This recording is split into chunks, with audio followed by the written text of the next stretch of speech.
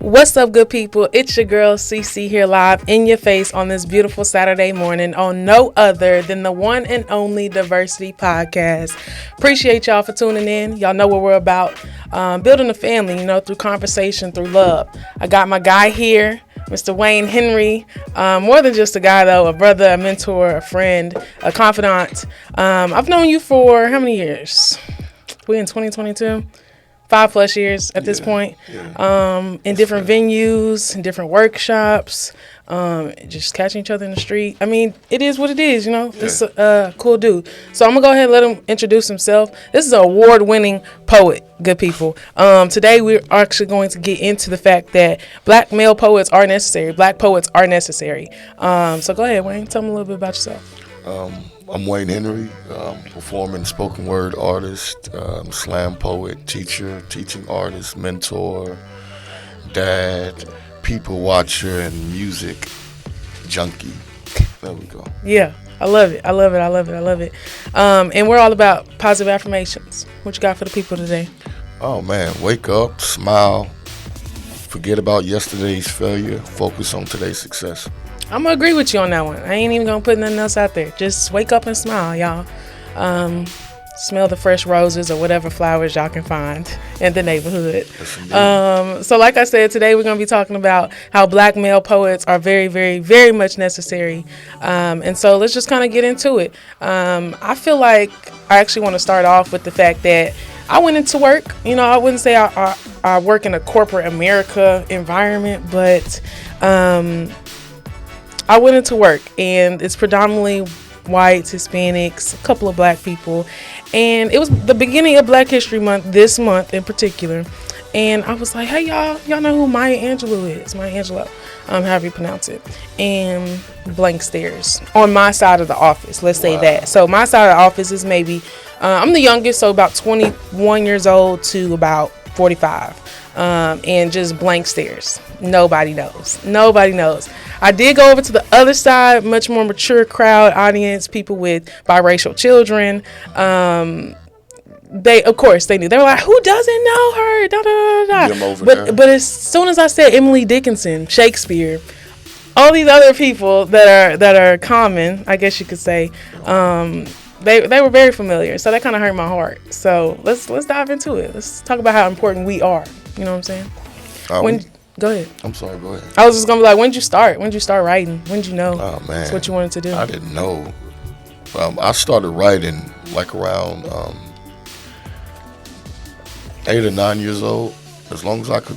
When I first learned to spell my name and handwrite, I was always trying to write down lyrics to the songs and different things like that. And over the years, I learned like, hey, instead of writing down what I hear, let me write down what I'm thinking, right? That was always my go-to, like listening to an old R&B song or a hip-hop song and writing the remix to it, right?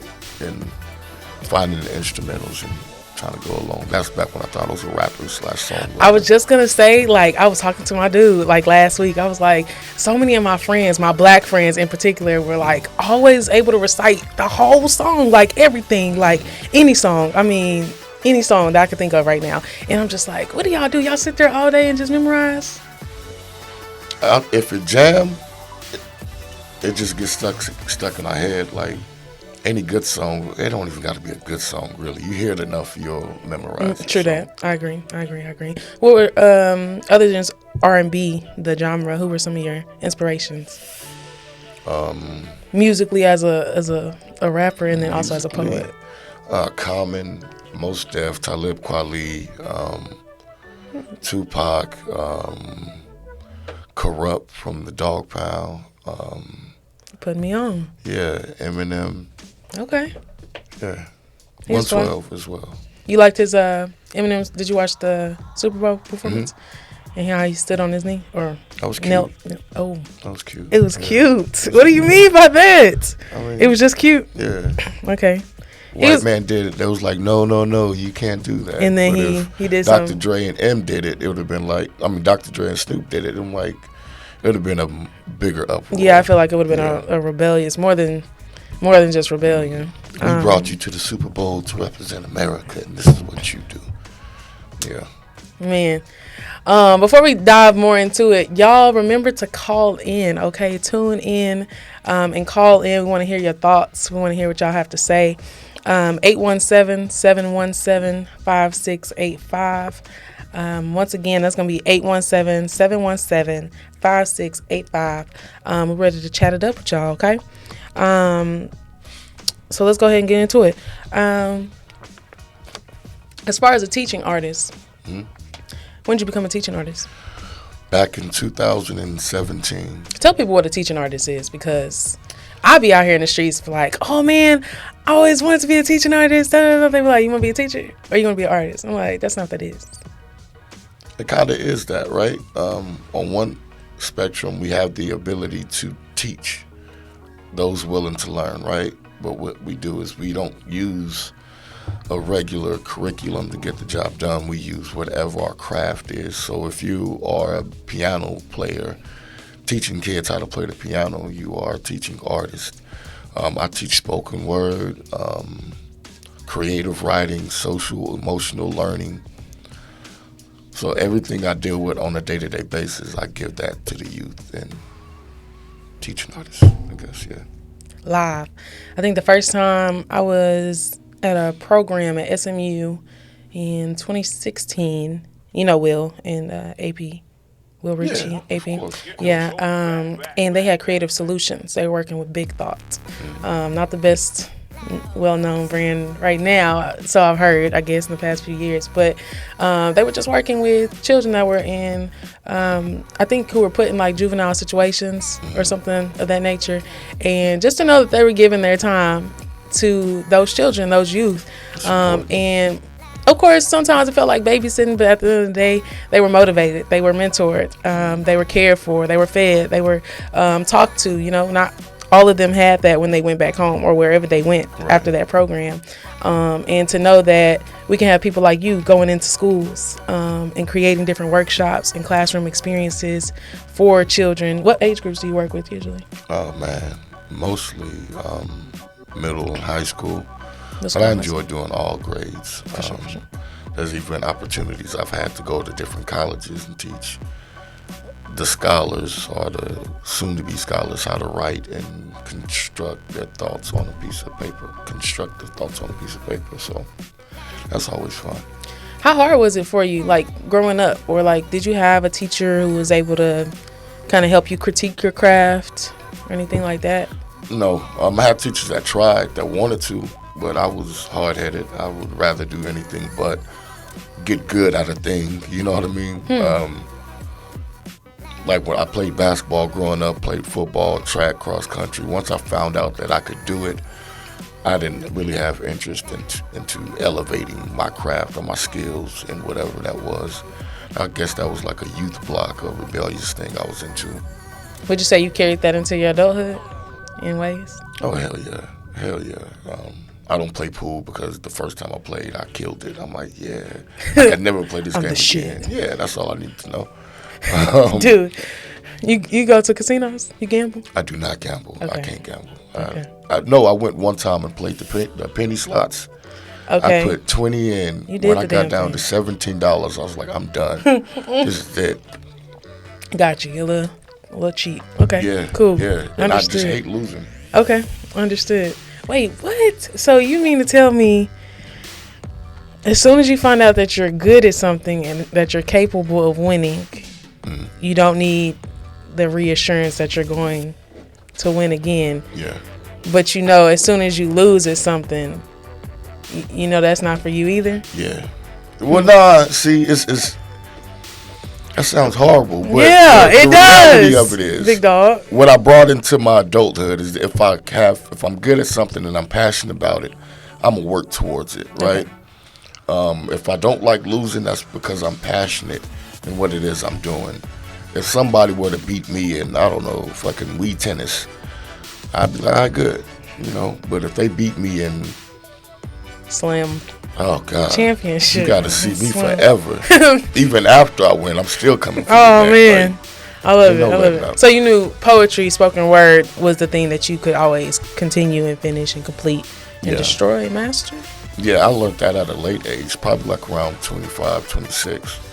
I started taking it seriously.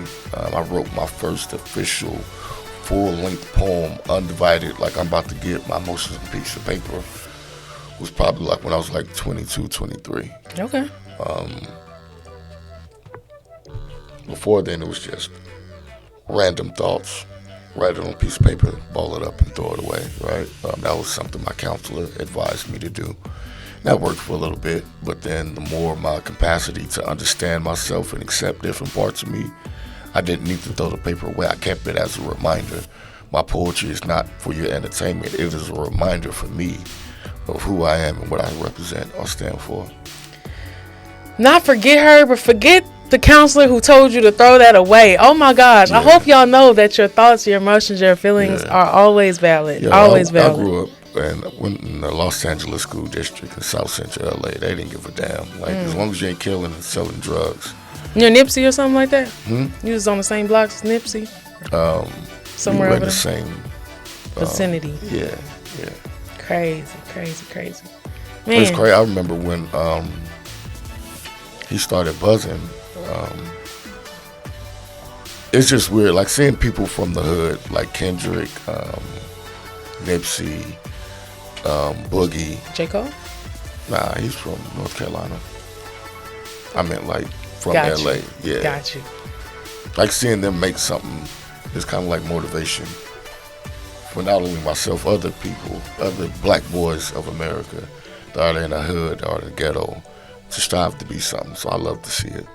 The people you named, they're kind of, I wouldn't say they're newer, but y'all are like the same age.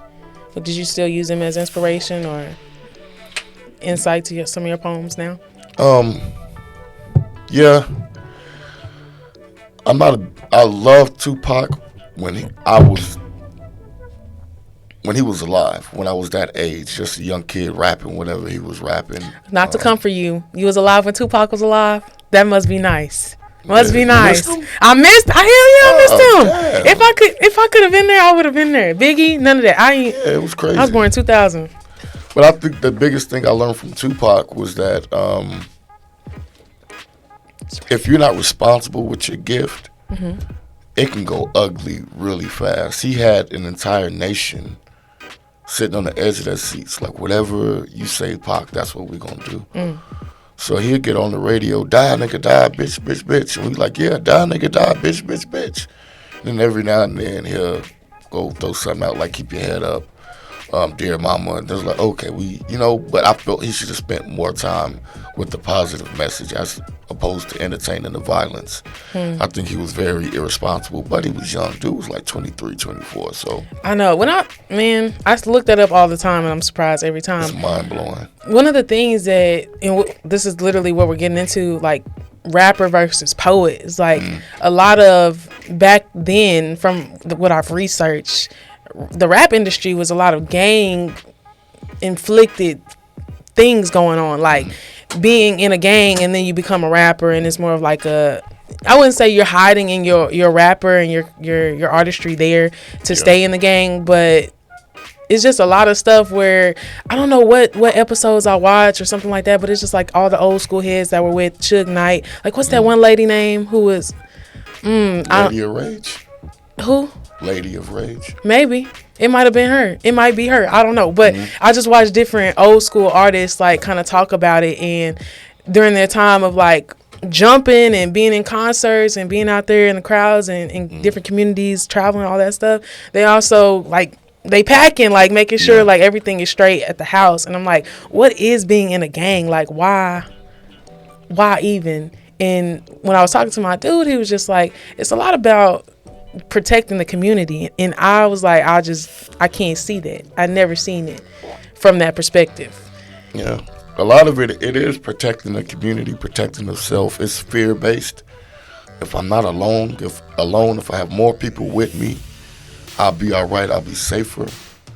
But what happens is you get that group of people and you become the thing that you fear toward others, and then that person feels like, well, I need to build a community, a group of people, and they all just clash when it all started with just protecting the community, protecting each other, and then now we need protection from each other, and it's fucking insane, but yeah.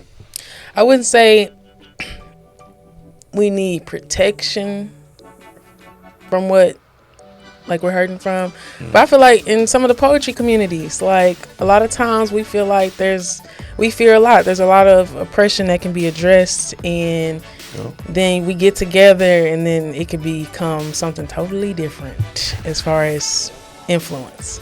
But I also think that poetry was a platform, and the community, poetry is a community for me. Like people within the poetry community opened my eyes to see a lot, to I wouldn't say accept a lot, but understand, and to just be, and to be okay with not understanding, if that makes sense. And I feel like that's a huge blessing. It is. There's poetry community is tricky for me because it's what I do professionally. So I like to refer to it as the poetry industry, because once you start trying to monetize it and things like that, you find out quickly who's friend and family. I have a small group of poets who I really consider friend. Everyone else is just, co-workers almost, in a sense, right? So it's scary. Because the same with gangs and the poetry community, it's a bond.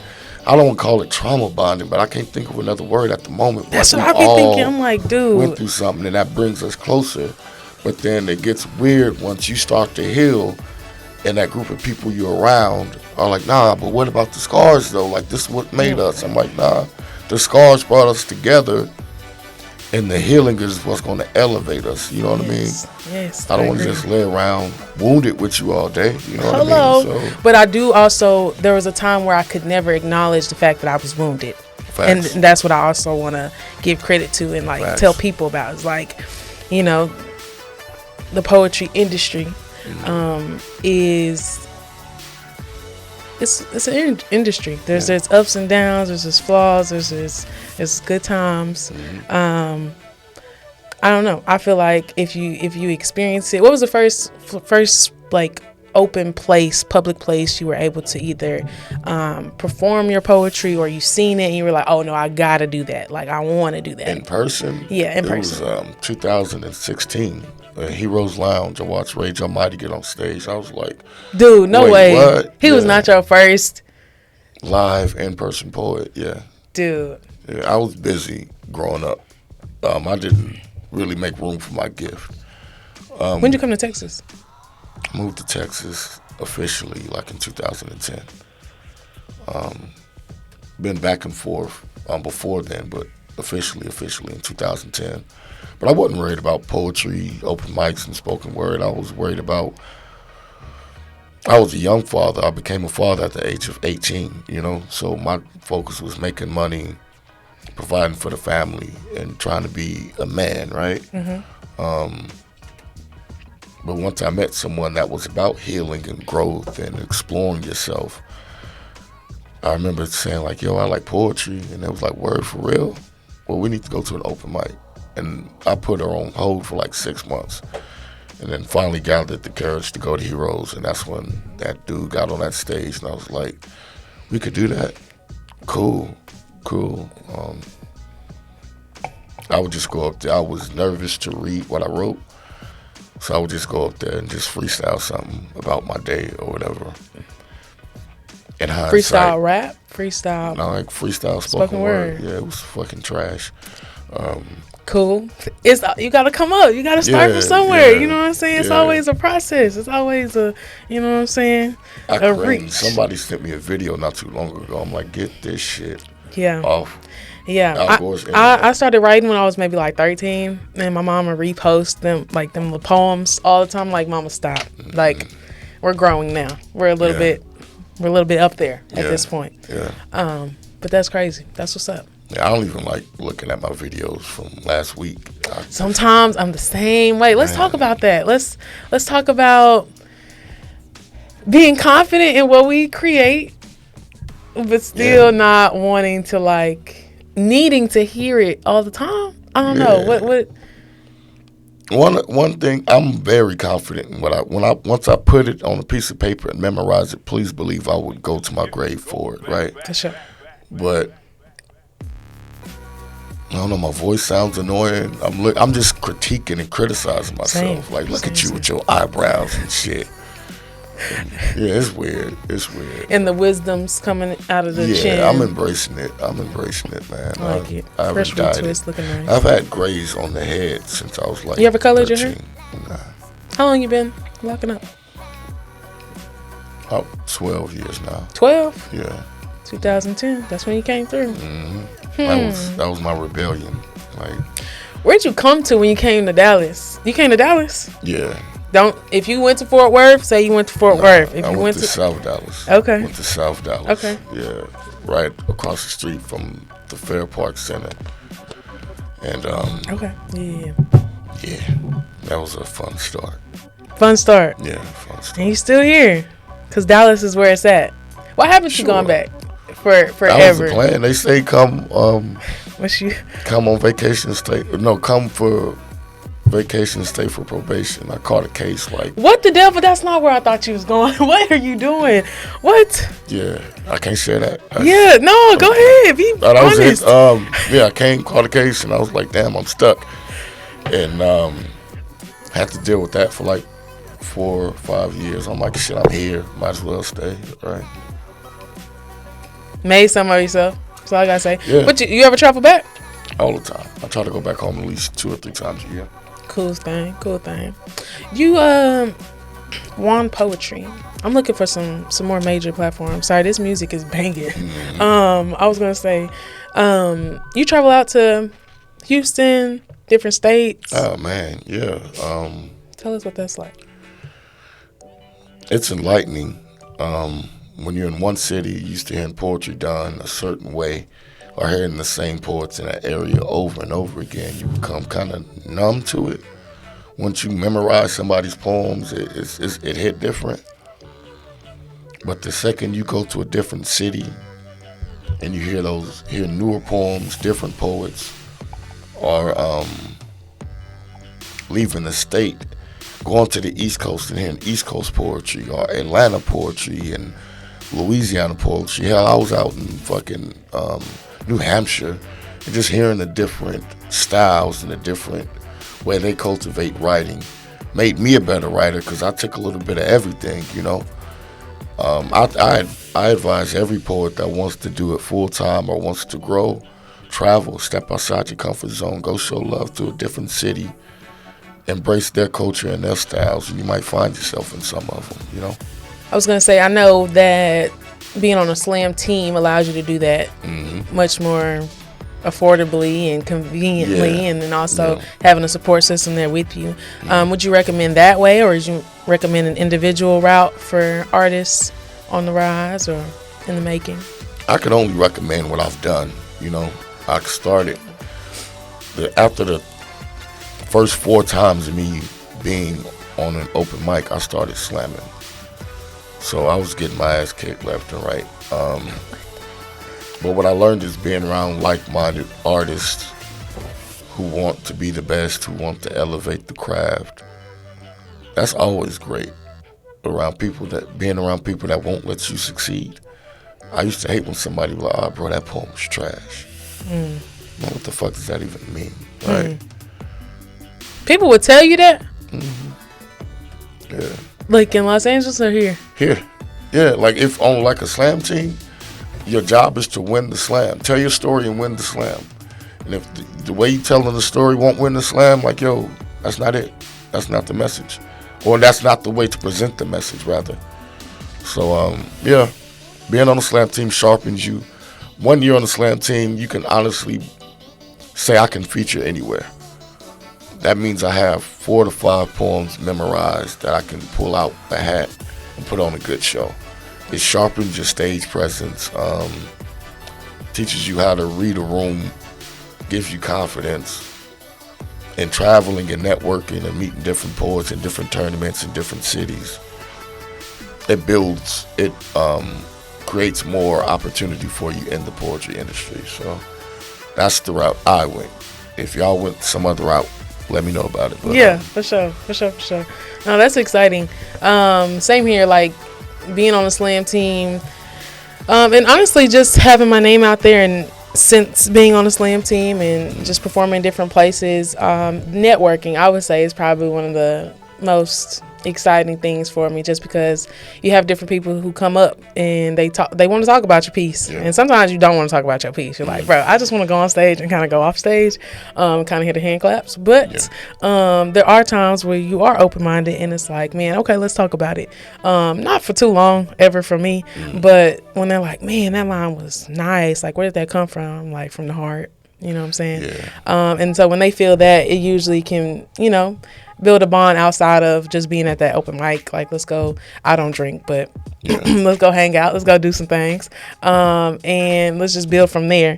And whether that's like just through social media and we're communicating all the time or whatever, those relationships kind of mean something. And I remember if I walked in a room with somebody when I was 15, 16 years old, with me constantly going to Diverse Lounge, I know we would be like, man, I remember you. You was dope. Like, I don't know if did you go to Diverse Lounge ever?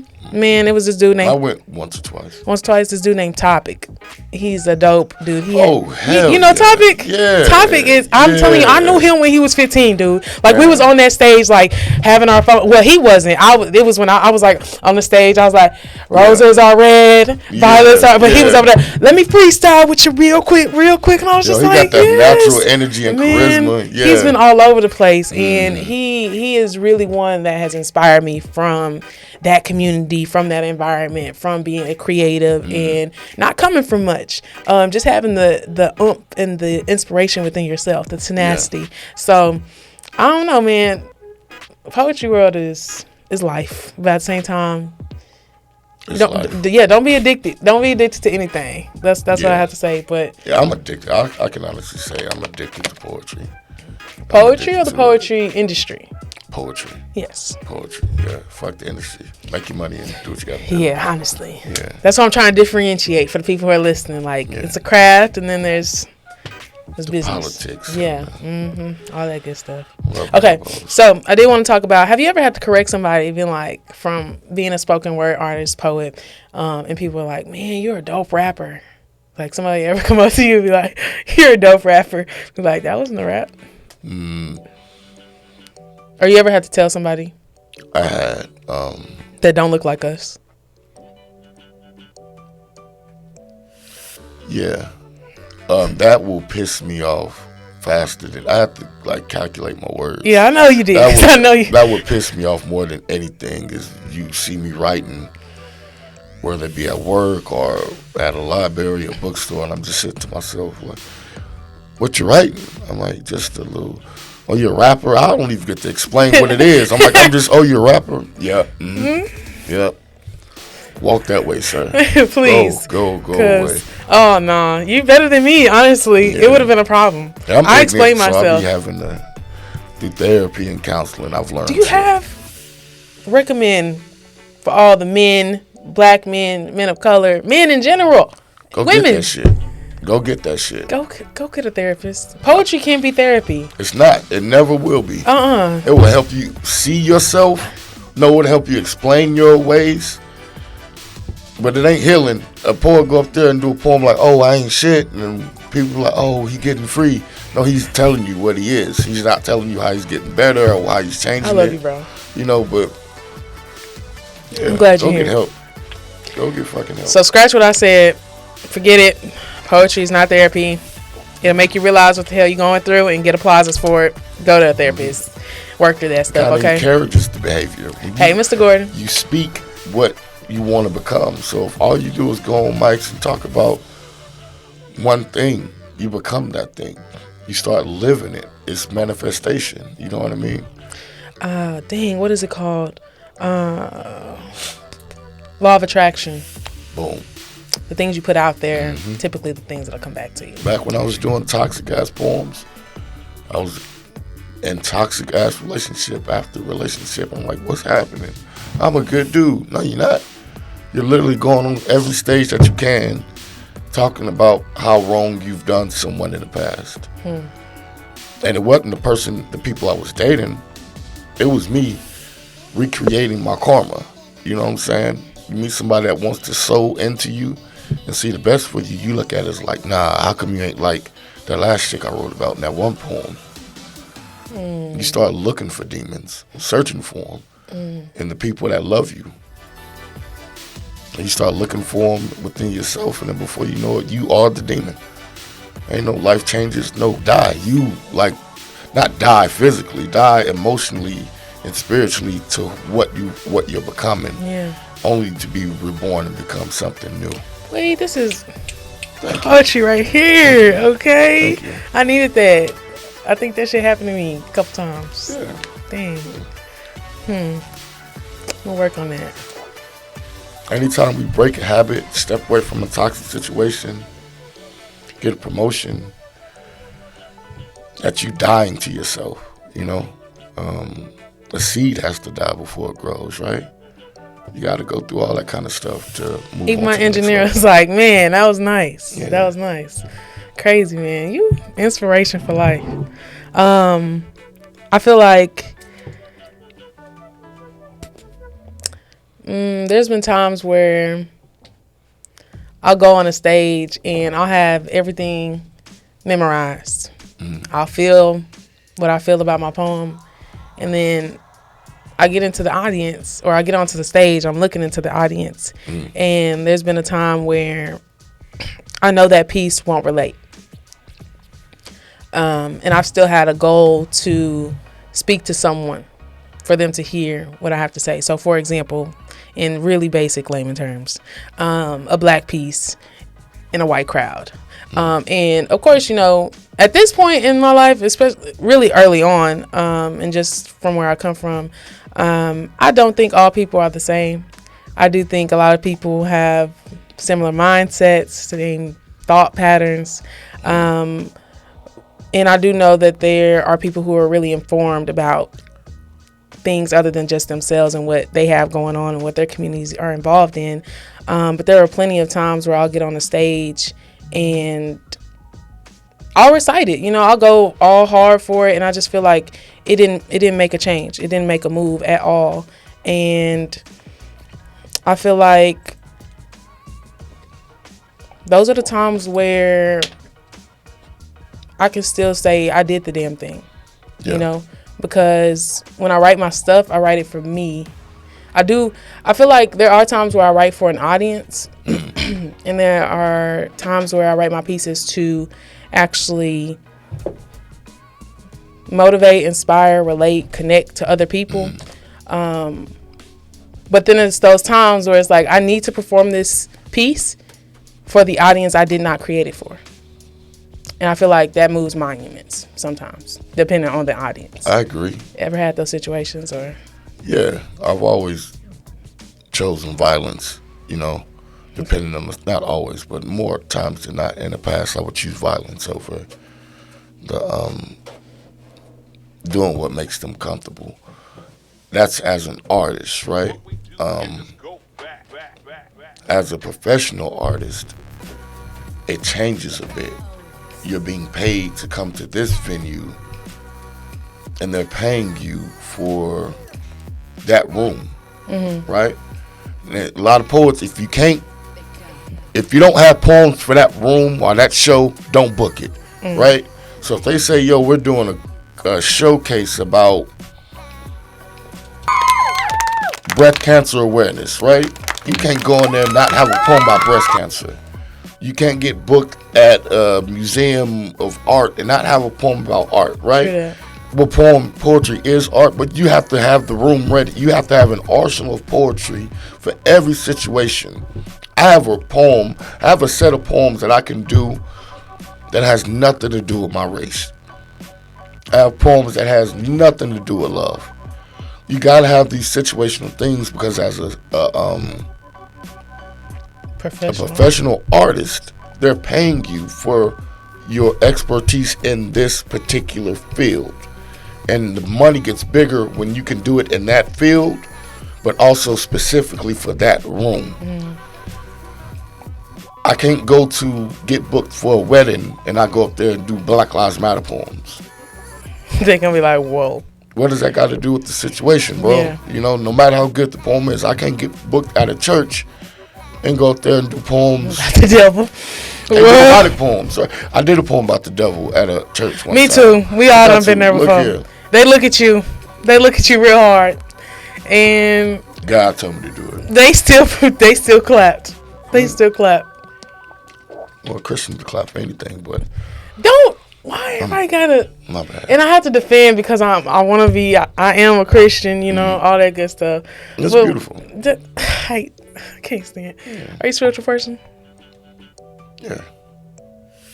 You believe in something bigger than yourself? Yeah. Let's not get there. Let's not go there. All right. You want to go there? We can. We can go there. We can. Which one go there about? I just went there with my hairstylist last week, and she was just like, "You Christians," and I was like, "Bro, you know I gotta say something because I identify as a Christian, but we not all the same, you know, especially this day and age." Yeah. You got I don't identify as Christian. I know that there is a God. Okay. I just don't believe in them. Okay. Believe in them as in the gods? Yeah. So you believe there's multiple gods? I don't know. The creator who. So, for example, knowing something exists and having faith in it is two different things. You could have a deadbeat dad, right? Mm-hmm. You know he's there. He don't do shit for you.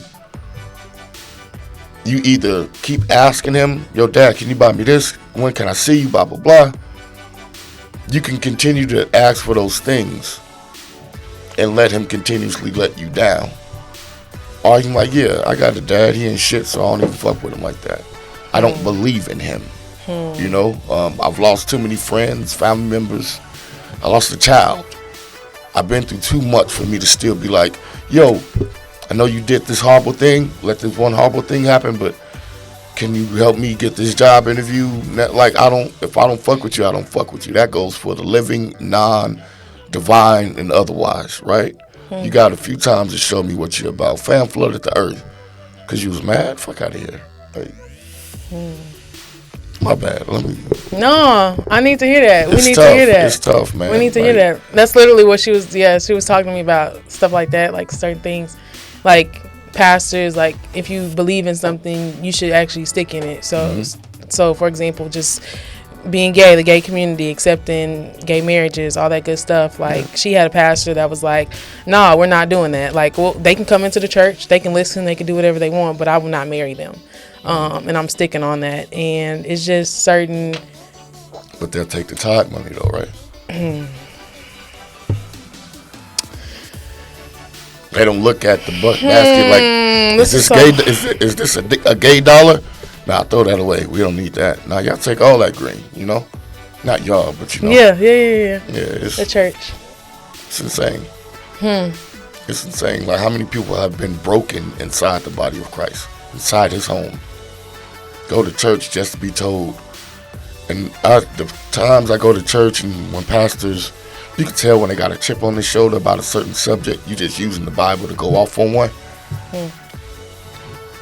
I had a pastor go off on, it was a lesbian chick sitting maybe a few rows in front of me. You know, walk around with the ties on and blah, blah, blah. I'm like, bro, just talk to them.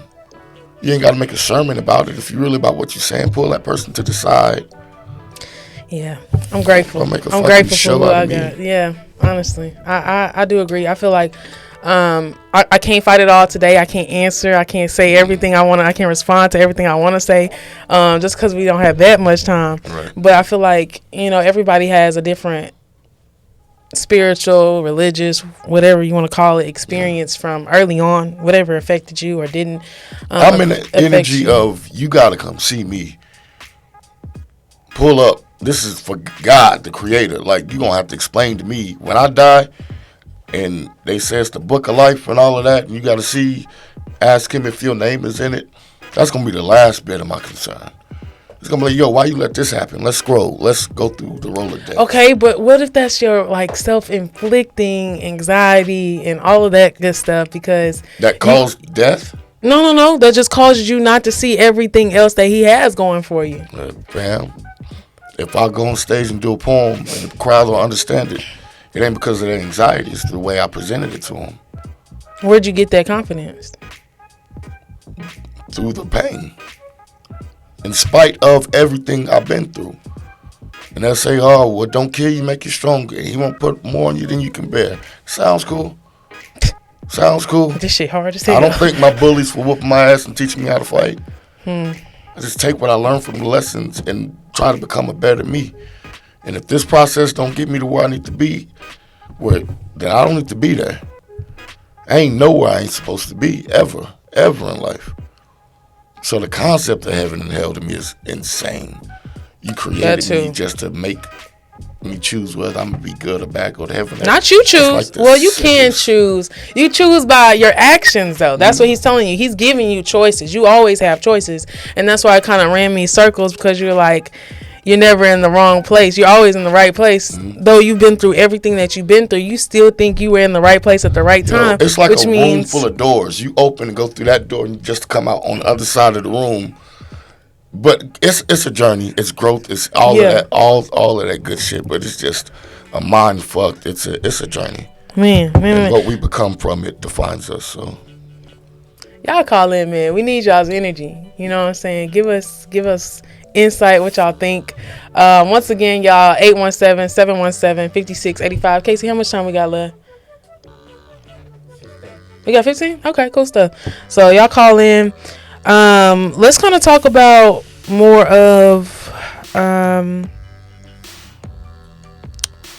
the actual, like, I wouldn't say the 9 to 5, but the professional scene and world of being a spoken word artist, a teaching artist, the commitment it takes, the dedication, the processes of your writing, and actually completing something. Tell us a little bit about that. It's nonstop. It's constantly writing, researching, editing, booking the next big show, creating the next curriculum for the schools, finding time to be a dad, house full of kids, homework needs to be done, dinner needs to be cooked, but I gotta finish this one. Wait, how many kids you got? Oh, wait. Yeah. I was supposed to ask that. I don't talk about my babies. What? Okay, Jesus. Okay, cool. I just wanted to know. Okay, because I know I hear you address them in the poems. And yeah. Okay, we'll talk about that. Because the poetry industry is so nasty. Okay. I would do a poem about my kids and travel doing a poem or whatever. The weirdest shit in the world to me was poets jump into my inbox like, yo, what's going on? How are you and the kids? Like, you don't know my kids, man. You heard about them in a poem, you know? Yeah. Like, I literally went on Instagram and took pictures of my babies down. Like, okay, I see the division, the line. Okay, I don't need y'all over here in this space. Gotcha. I wasn't defended by the question. It's just I don't speak on my babies like that anymore in public. Niggas think they know them, form opinions about them. That's really not going to be conducive to their thing. Yeah. Their life. They need to know that. Yeah. Understood. Damn, what was I asking before that? You said ask about the kids and like the workload. It's juggling. It's a juggling act. I don't see myself working a regular corporate 9 to 5 again, simply because I like the freedom in creating. I can't spend 8 to 9 hours in a 24-hour period in one place doing one thing when there's so many other things that need to get done that I want to see happen. I work so hard for poetry, not so my kids to become poets. I want them to see, whatever you want to be, if you dedicate your time to it, you can be it. So they can be like lawyers, doctors, whatever the hell they want to be. But just no dedication when you see it. They won't be able to say, we was never taught dedication. No, you saw it every fucking day. So, yeah. I was right here. Right there, nigga. Right there. That's what's up. Man. As a teaching artist, though, what's that like? Monday through Friday, Tuesday, Thursday, Monday, Wednesday, Friday? 3 to 4 days out of the week, depending on how I'm feeling. It's reaching out to kids, teaching them how to write, but more importantly, teaching them how to express. I love watching young children of color learn to express themselves and say what they feel they can't say out loud. There's some kids, the best poetry I hear from these kids are the ones that's like, yo, Mr. Wayne, I wrote the poem, but I don't want to share it. Bet, cool. But you can read it. I bet. I did my job. My job isn't to teach you how to be an entertainer. My job is to teach you social, emotional learning, creative writing. I think that the youth are are better at conveying their feelings than most adult or seasoned poets because they're not jaded. They say what they want to say and what they mean. Most poets just say what sounds cool or what's going to get them that high score, or get the panties off this one chick, or sell the book, or whatever. Come on now. Do the most. Yeah. No, I don't. I don't know because I'm not a dude, so I do not know. Okay. But thank you for putting that out there. It's the thing. Got you. He said, "I'm gonna let you know now." Nah, man. That's crazy. I just remember being in school, and I can't really say that I'll be one. I don't know, because what you said earlier about focusing on certain things within your poems and then becoming them and realizing that, definitely come to that stage. But also I feel like because I was 12, 11, 13 writing and being able to affirm myself of what I can do, and then the things that I want to do, I have to know that I have to take extra measures to accomplish. I feel like I can always get myself out of something, as far as emotionally and mentally. Though I don't have a therapist, I could rely on the art of being able to write out what the hell I'm feeling. And I feel like a lot of people, the power of voice, that's a lot of times what was promoted. That's a whole weapon. When I was younger, is like the power of voice, the power of writing. The power of writing is, I think, the first step, just because you see it there. You see everything that you're feeling right there in front of you. And then when you have the courage and have learned whatever it is to get you on, not even a stage, but just to get you to say what the hell that you wrote and that you see and that you feel, it becomes you become free. You become alive a lot of times, or at least I do. And I feel like that's what keeps me going. That's why I consider myself a poet, a spoken word artist. I've been in the slam industry and in competitions, and it's definitely a family that. Then you see that, what is it called? The simulated freedom, right? Where poets do that one poem that get the crowd sad and they fake cry with the crowd. You're just reenacting the freedom you had when you first initially wrote the poem. I agree. Yeah, I agree. It's weird to see. Agree. What'd you say? But does that kind of get to you though sometimes? Like when you can just reenact it all the time? But what I had to learn to understand is poets in the industry are in it for different reasons. Some people's job is to entertain and to act, and that's what I couldn't get down with. I just couldn't. It's disgusting though. I couldn't. It's honestly a reason why I haven't put myself out there in more adult poetic scenes. I'm just like, if I do it, I want to do it by myself. I've seen Ebony. I've been to her workshops. I've seen you guys. I've sat down. I've talked. I'm just like, the routes you took are for me to learn from, and I appreciate y'all. Exactly. Like at the end of the day, learn from it. Don't be like, I'm gonna jump in it too. Like, whoa. And then try and change something a little later down the line. I'm terrified my kids say they're gonna be a poet. What? No. Let's look at other options. Yeah. Yeah. No, don't say that. Okay. If my kid told me they wanted to be a poet, I'd be like, I would tell them what I did and what it resulted in. I'm one of the very few poets that actually found a footing in it professionally, right? I was just going to say, how do you promote yourself as a professional spoken word artist and poet?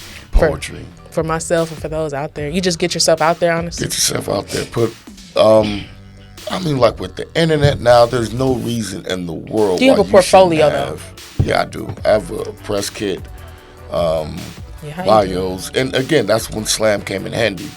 Where they can go on YouTube and see my video. So when I be like, yo, can I come and feature? Can you come pay me to do poems at your place? And normally they'd be like, why? You send them that video, they'd be like, oh, okay, yeah, come on through, Yeah. winning this tournament here and that tournament there, whooping everybody in the room, and then walking to that person like, yo, you should bring me out to your city to feature. Depending on how they feel about that ass whooping, they be like, yeah, come through. Or they be like, we'll see what we got. Yeah. You still mad? I'll catch you up next in a week. few weeks. Yeah. Give you some time to heal. Already. King, queen. Oh, man. Man, that's how it is, though. You got to show up and show out every time. You got to shut down the crowd. I mean, regardless, your shit should be real. Your poems, your work. Yeah. It might not have to be your truth, but That's gonna be I can't write for nobody. Honestly, else. me neither. I can't perform anyone else's work, all that good stuff. Like, especially not without giving credit. Like, you can reference somebody or whatever, but like, no, just write it from your heart. Write what you're feeling, what you go through. I've seen a whole motherfucker do a poem about being married and being inside of an abusive relationship, and I'm like, yo, I'm glad you're out that situation. What situation? Boy, Nothing. What? Nothing. Don't worry about it. No. Don't worry about it. No. I can't. Those people scare me too. Yeah. You're right. Like, there's a poet in Austin, fam. He do not put his name out there. I don't think he'd care, but I'm not, because I don't have his consent to. But good job. Got this poem about just going in on his dad. Like, my dad wasn't shit, blah, blah, blah. So, like, after the show, we all drinking. I'm like, well, somebody else brought it up. And he was like, oh, my dad's fucking amazing. I'm like, what was that? He was like, it was a poem. Like, he with a straight face, like, it was a poem. And that's what would piss me off in slams. I'm like, you got your daddy. Like, we don't. Like, we really don't got our daddy. Like, you just don't know what that shit feel like. And the most devastating one for me is black poets talking about black struggle that they don't really relate to. As fuck. Fam, if you don't go to your both parents' household, Ivy school, private school, boat on the lake, all that stuff, brother. Our oppression is different. True that. I definitely agree. Okay, so we are finna head out of here, but before that, I wanted them to be able to see what great written work you have, and then go ahead and perform it for them vocally. I know it's kind of on the spot or whatever. It doesn't have to be long. If it can be under 2 minutes and 30, that'd be great. But if not, under 2 minutes. Speak your truth. I get it. While white people see me and think beast, the dread Loch Ness monster America fears will make a Miley Cyrus out of the Hannah Montana. The jigaboo boogeyman lurking in the closet of white fears must be fallen angels slipped from the grip of Jesus. So call me spook, then turn me ghost, demonic heathen. Make you squeeze the holy scripture out your Bible when you see me walking in your direction, and you do your best not to make eye contact, and I don't blame you. Moses couldn't look at the burning bush either. I mean, it's not of this world. This black skin be the backdrop in which God hung the galaxy, and every star that I shine to this flesh I call home. You're scared because you can't colonize the universe or place a Starbucks on my shoulder and gentrify my heaven. This black skin bleeds resistance. It smells like Osage Avenue engulfed in flame. The black back that split the masses whip into a revolution. They pray we don't make kings and queens of ourselves. But the truth behind their fears is that this black skin reminds them of Genesis and the darkness that came before everything. I mean, this dark skin so beautiful, so brilliant, so bright that even God said, let there be light, just so your white ass could see it. This is my guy, dude. Oh my gosh. Amazing. Oh, shit, I forgot the sound effects because it was so amazing. Woo! You the shit. Oh, my gosh. Dude, I just be in the crowd every time. Yes, sir. And I'll go to different performances. And that's the thing, the beauty in it, guys. You'll hear something new every single time. All you have to do is listen. Mm-hmm. And once you get the ability to speak your truth, man, it's beautiful. It is. Being black is beautiful, y'all. It's Black History Month. Don't forget it. We black every day, so we don't. So it's been real. Show the love. Educated, motivated, elevated, melanated. Like it. Bars for days. I think we out, y'all. Show us some love. Show us some support. Y'all didn't call in, so I'll see y'all next week. Peace out.